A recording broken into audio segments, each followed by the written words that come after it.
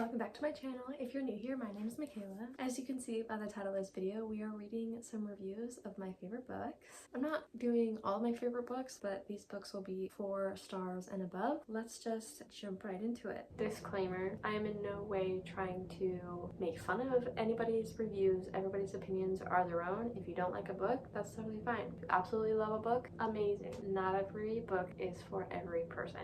So just want to put that out there, not making fun of these. I scrolled back through all the books I read last year and all the ones this year and just picked a few of my favorites. So the first one is The Silent Patient, which I guess I didn't add the dates for this, but I did give it a 5 stars. I just never saw the ending coming and I really liked it, obviously. So let's read the ratings or the reviews for this. The first person I see is read anything else on your TBR first. Anything. Better yet, delete The Silent Patient from your TBR. The next person said, I hated this book. The women are all tired, cliched stereotypes that often veer into misogyny because they don't like how the author was describing the women, which I guess fair enough.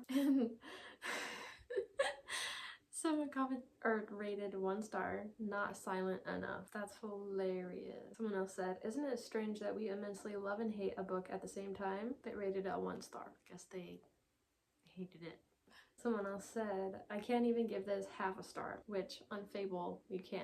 I'm just scrolling through Goodreads. Absolute worst read of 2020 award. This is melodramatic, superficial, and ridiculous. I'm abandoning at 14%. This was the biggest waste of my time. This book was utter trash from the beginning to end. DNF at 25%.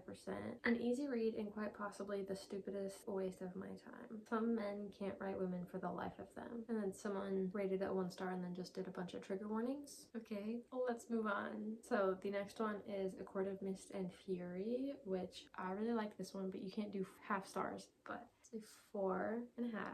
Let's read some of the reviews on this one. I'm kind of scared because a lot of people really like this series and really like this book specifically in this book. I got confused for a second because I saw a 5 star, but we're looking for 1 star reviews. First of all, this is marked as high fantasy. You have got to be kidding me. I've skimmed, keyword skimmed, through the entire book. I still have no clue why it's so popular. According with blah blah blah. Well, it might help if you had actually read it and not skimmed it.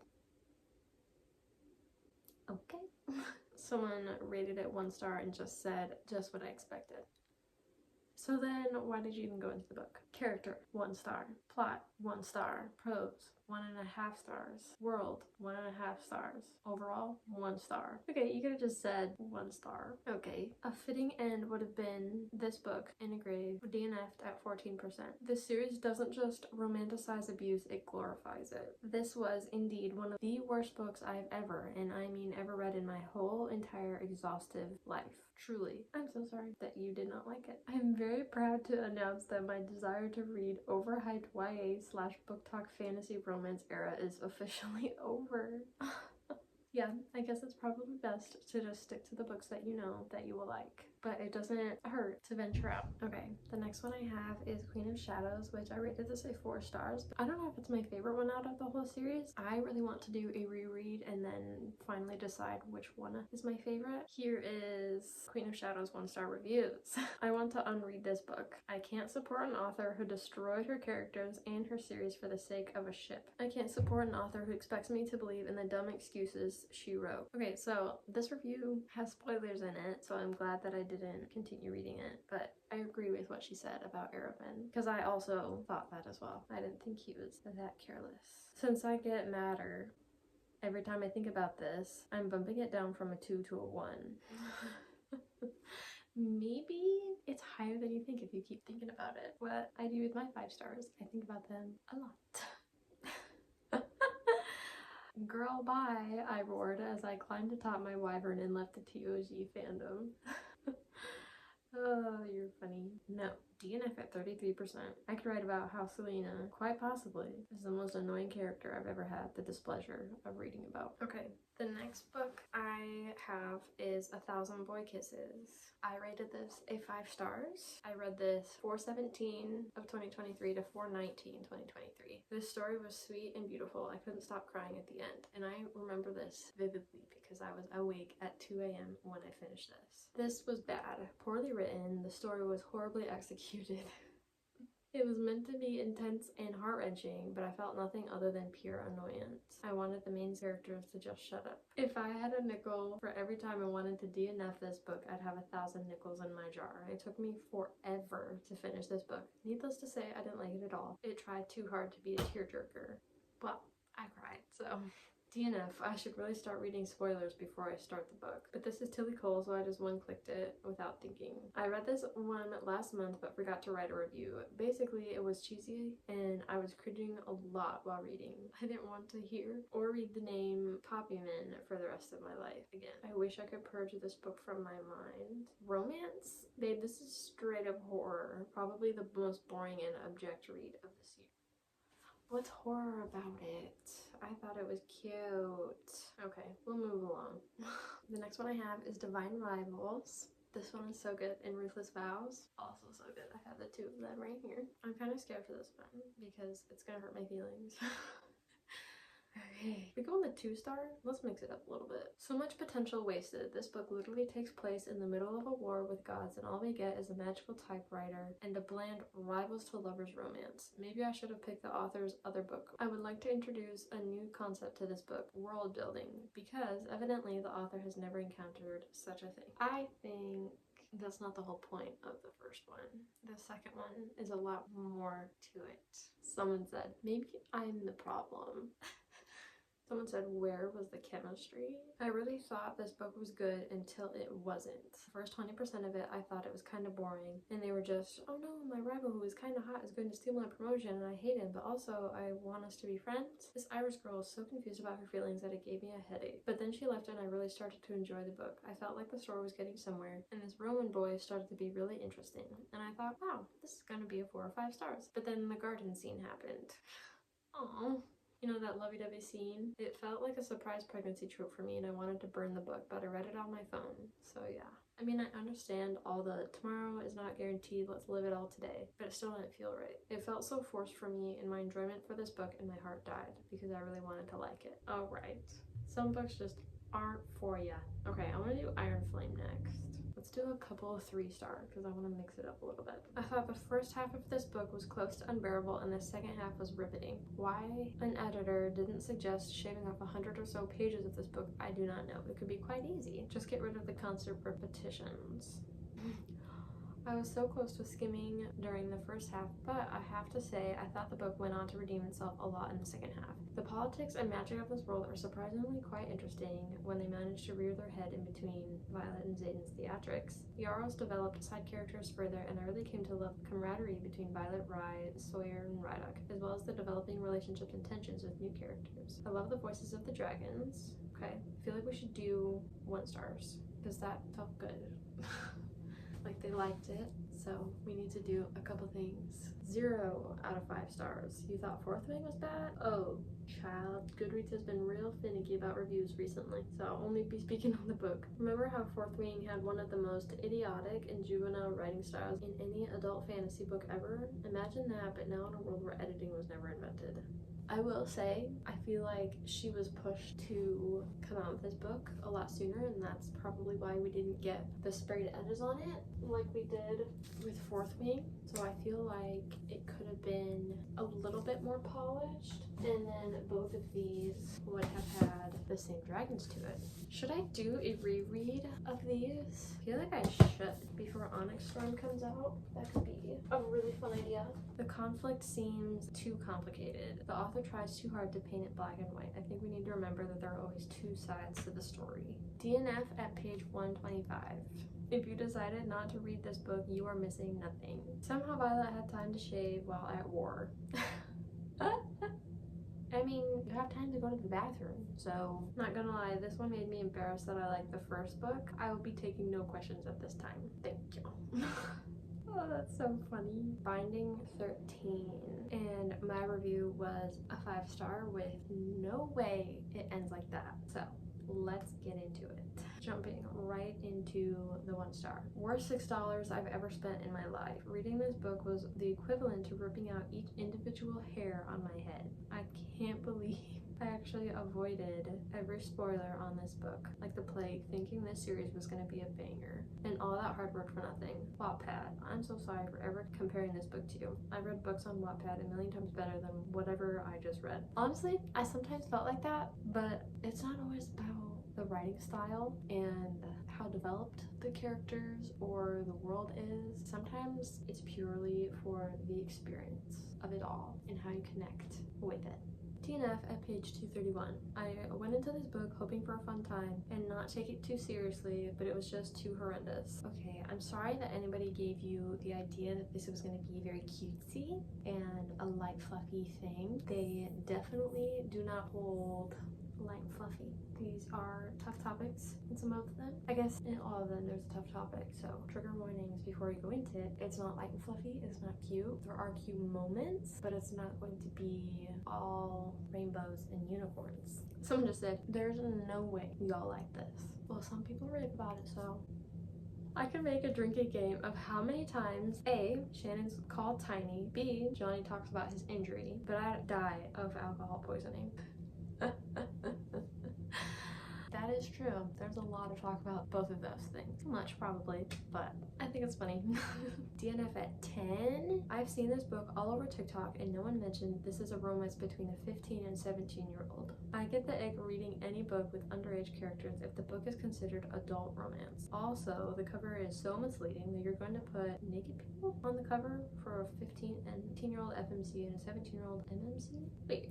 What's the original covers for these? I gotta look at the editions, hold on. Okay, well, the Kindle edition definitely has that, but I feel like this was the original edition and they have clothes on. The other one was a little questionable, but then there's also this edition, which these are the really chunky ones. There's only one cover that I'm seeing that is like that, and it's the Kindle edition, so I don't know why that's different. That one was published July 24th of 2018, and other ones after that are perfectly fine. So I agree with that. There shouldn't be that on the cover. Okay, just for the summer, because I recently got into Abby Jimenez and I've been absolutely loving her books. I rated this a 5 stars. I think Justin as a guy, right? It's Justin? Yes.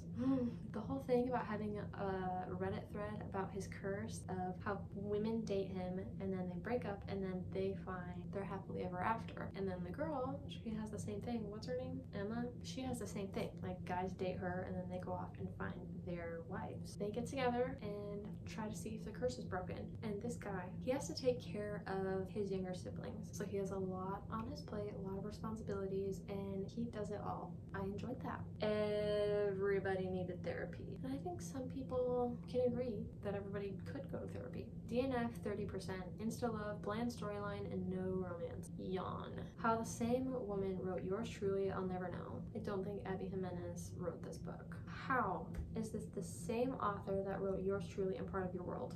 She is, and I like all 3 of those. And I did not read these in the recommended order, so I missed out on some of the connections. I read Just for the Summer before Part of Your World and Yours Truly and all those other ones. Maybe that's why people didn't connect with it as well. They read other books before this one and they were expecting something and they didn't get it. I don't know, honestly. In my opinion, this book is marketed so wrongly. The cover and blip make it sound like this fun rom-com, but it is indeed more of a trauma dump book about family and mental health issues with the romance between the 2 protagonists serving as a backdrop. If that's how it was marketed to readers, that would be one thing. But instead, you expect a love story and end up reading about really triggering family dynamics and human tragedies. Please stop lying to readers and promote these books in a responsible way as what they are and don't make them seem like lighthearted rom-coms. I didn't think it was. It mentions Emma's toxic mother shows up and Justin has to assume guardianship of his 3 siblings. They're suddenly navigating a lot more than they expected, including catching real feelings for each other. It doesn't specifically mention some things, but I don't think it's supposed to be. I don't know. Do a couple more. Let's do Redeeming 6. I wanted to give him a hug the whole time. This one is about Joey, so Shannon's brother.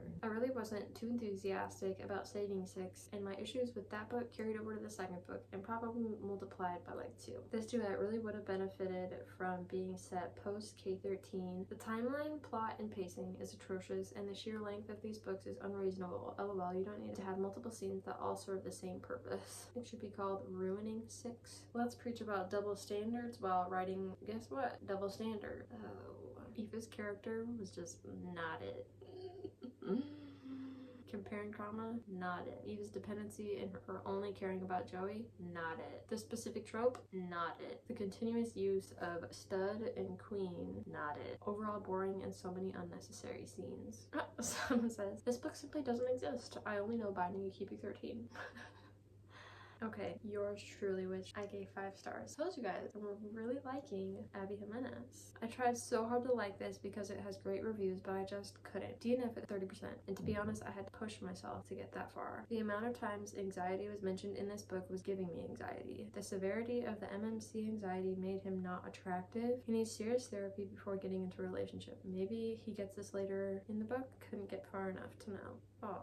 Well, I thought it was great that Abby Jimenez could even portray that in a male character, because I feel like usually male characters are seen as strong and brave and nothing can really hurt them. They're not vulnerable. So I feel like the way that she wrote it gave us an insight into the other side of what men can be. I think it makes it more, I don't know, personable, I guess. Ugh, I am so disappointed in this. Brianna absolutely sucked and seriously needed some therapy, and I hated being in Jacob's head. My own head is already overrun with anxious thoughts, so why in the world would I want to escape into someone else's? It was too much. This had every single communication issue known to man, and it was so frustrating watching them go back and forth, not saying anything. The amount of times I screamed for them to shut up to themselves was unmatched. They're laughing at all the letters, and their jokes was ridiculous. Like, they were doubled over every time, and for what? They literally just telling a story. It wasn't even a joke half the time, and they were like spitting out their water and bobbing their heads. The only thing that made me finish this were the aforementioned letters, because they were kind of cute and they did have some sweet moments, but honestly, forget the rest. Sad. Okay, I want to finish on The Blood Trader. I did give this a 5 stars. This is the last one in the Prison Healers trilogy right here. I rated all of these books very highly, either a 4 or 5 stars. This is the most recent that I gave. I'm pretty sure Sarah, of course, rated it a 5 stars. Yes, Sarah. If you don't know Sarah Carolian, she's big over here on BookTok, and she read this trilogy, and of course I had to read it too. Know this, team. I hated every second of The Blood Trader. Every second.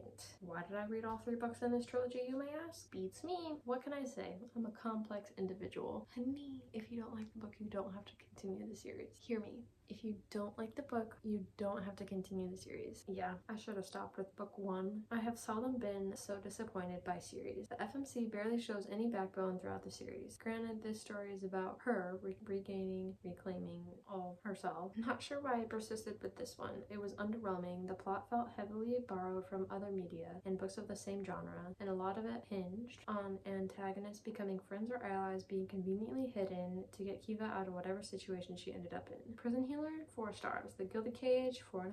The Blood Trader, 1.5. The beginning of this book was promising, but the new arc ended quickly or far too soon. Many things annoyed me in this book. I find it unthoughtful at best and problematic at most that the kingdom, with seemingly a large population of people of color, are shown as barbaric and uncivilized. I read half of the book, then looked up what happens rather than finishing it, and I'm happy with that decision. And if I say Kiva had better chemistry with this one guy than this guy, I agree with you. But then she added that that guy was for the other team. I'm finally free. I have no idea why, but it took me a whole month to finish this book. It was just so boring. Yeah, this one didn't seem to have as much action in it, and I feel like they went to places and not a lot happened in those places, and then they just had to go right back to where they started. So I can see your point. Okay, never mind. We're gonna do one more Abby Jimenez book. This is a 5-star Part of Your World. Let's see. This one is about Alexis and Daniel, and they're from totally opposite worlds. I mean, obviously she's a doctor and he is like a Airbnb owner. I don't really know what you would call that, and mayor of this small town. DNF at 59%. I really tried to finish this book. It had so much potential to be good because the ratings are so high. I don't think it's the ratings that make the potential, but okay. But I felt it was about to put me back into a slump because of how boring it was. I am forever a hater of this book and I don't care. Okay, DNF at 20%. So please don't continue reading this review if you love Abby Jimenez. Well, here I am. This is just my own personal opinion, but it's a rather strong one, as you are allowed to. This is so bad. I hated the author's last book, Life's Too Short. I haven't read that one, but wanted to give this one a shot. However, reading 20% of this book reminds me of everything that I've hated about her books. The characters are conveniently set up to serve the plot. They're extremely polarized. Main characters are so perfect, and the bad guy is extremely toxic. This is a very cheap and lazy way to build your story. Is this some high school romance? Feels so silly and unrealistic, and some nuances would have been good. The writing is full of cheap-feeling, hallmarky, seemingly deep quotes where in reality just straight-up cliche and cheesy. Cringy conversations. This is where the author tries so hard that I'm experiencing the secondhand embarrassment. The author is noticeably really trying to make it funny, but it always lands flat, and you can tell they want to make the conversations witty, but no one in real life talks like that. Ends up just being super embarrassing. Not a spoiler for the plot, but this does show up around 10%. A girl sleeps with a guy for 1 second, and afterward keeps wearing his hoodie and can't stop smelling it. I'm sorry, but we were talking about wearing a piece of clothing of whom you know nothing about and could very well have some sort of skin or whatever disease. It's not romantic, it's weird and gross. I will no longer be reading more Abby Jimenez. 2 attempts and unfortunately 2 epic fails. I'm sorry that you did not like it. And I agree with the whole one night stand thing. It doesn't go very descriptive, like at all. But she normally doesn't do that. He normally doesn't do that, but they do it anyways. Then she steals his hoodie and keeps wearing it and smelling it. And she doesn't even know this guy. But they end up just being absolutely perfect for each other, so. Oh my goodness, this was something that I also thought of. So you're telling me that this woman looked at this man's ID to check his birthday but had no idea what his last name was? You're telling me she had no idea they were going to his B&B until they were 3 minutes away? She didn't think for 1 second, this all looks familiar. Never? Not once? Yeah, like if she's driven there a few times, then she would know the route. But she was also listening to her audiobook, so I think that could have taken her away from paying attention to what was around her and which direction they were going. Also, listen, 28 and not a child. This is a grown adult man. Treating him like he's a baby who needs to have his nappy changed is so odd. And speaking of this grown adult man, he was having unrealistic, even by fiction's grossly unrealistic standard. Did not finish this, lol. I fully subscribed to let people enjoy things, but I was very clearly reading a different book than y'all. I also thought the same thing about the ID. Totally agree about that. It was fun at times, but also felt a bit unnatural. I get that Daniel was a good guy, but it felt forced to read about just how perfect he was. Yeah, sometimes, but also it's a book. And maybe you've never seen a good guy like that, but good men do exist. So I think for readers to see this show up in books is kind of disarming, because normally we don't see that in books. They're not written to be this, I don't know, maybe just the books I'm reading, but. Okay, so camera died, so I'm back a couple hours later to end out this video. Thank you guys so much for watching. If you guys liked today's video, make sure to like, comment, and subscribe, and click the notification bell to make sure you never miss a video, and I will see you guys in my next video.